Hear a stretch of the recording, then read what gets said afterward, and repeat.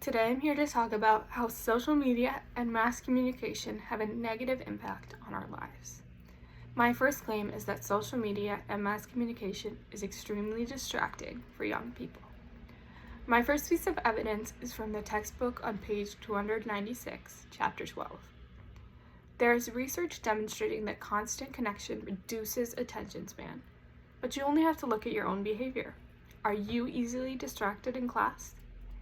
My second piece of evidence is also from the textbook on page 296. For example, research suggests that time spent with digital devices deprives people's brains of needed downtime. Downtime lets the brains go over experiences it's had, solidify them, and turn them into permanent long-term memories, explains learning researcher Lauren Frank.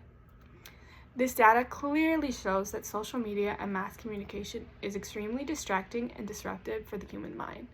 Social media is seemingly impossible to stay off of once you get on, and therefore people's minds are being negatively impacted. This data reminds us to look at ourselves and see how distracted we are by social media.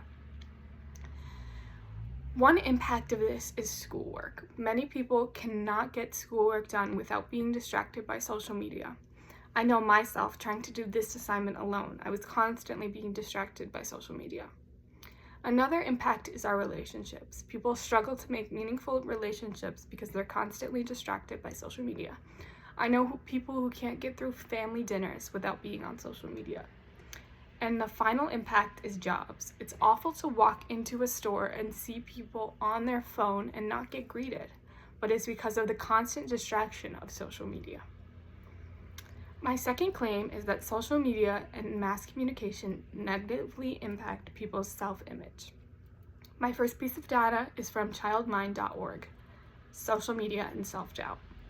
Teens who have created idolized online personas may feel frustrated and depressed at the gap between who they pretend to be online and who they really are.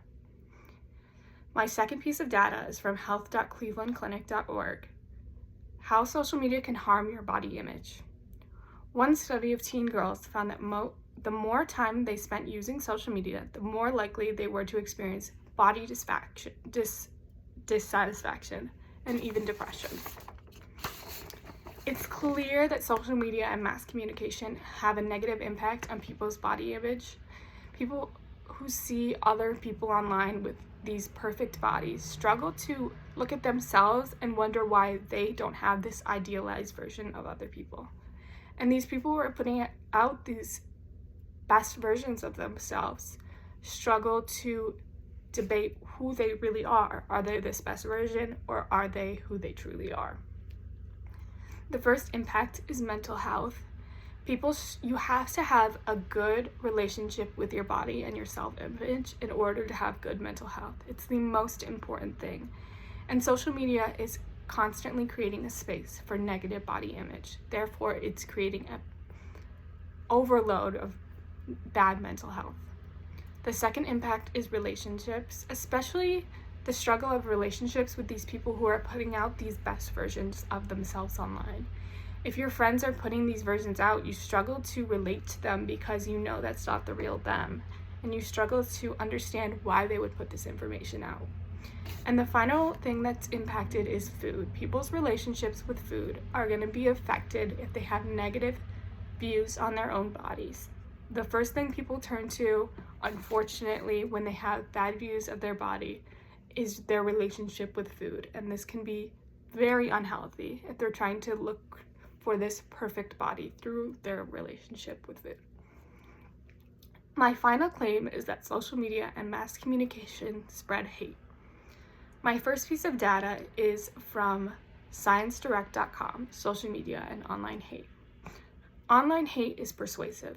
Surveys across several countries indicate that 42% to 67% of young adults observed hateful and degrading writing speeches online, and 21% have been victims themselves. My second piece of data is from CFR.com, Hate Speech on Social Media and Global Comparisons. Incidents have been reported on nearly every continent. Much of the world now communicates on social media. with nearly a third of the world's population active on Facebook alone. As more and more people have moved online, experts say individuals are inclined towards racism, misogyny, or homophobia, have found niches that can reinforce their views that goad them to violence. It's clear that social media is full of hate. I think all of us have been affected by hate on social media, and social media creates a safe space for hateful people to come together and spread whatever hateful speech they want to across the internet.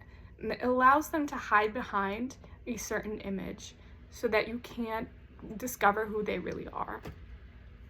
The first impact is, of course, mental health. If people are constantly bombarded with hateful speech, it's going to negatively affect their mental health. They're going to struggle. Anyone who experiences hate is going to struggle in the mental health department. The second impact is community. It can be difficult to find an online community if you never know who's online solely to spread hate, because there are a lot of people who are online just to spread hate. And the final impact is safety. Even though social media just tends to spread hate, you never know how far this hate is going to go. You never know if your safety is going to be at risk. Social media allows people to hide behind the screen and spread hate and build up this hateful confidence. And if they have severe hate towards a certain person, it can lead to people's safety being at risk. So, in conclusion, that is all my clear evidence that social media is extremely negative and can impact our lives in an extremely negative way.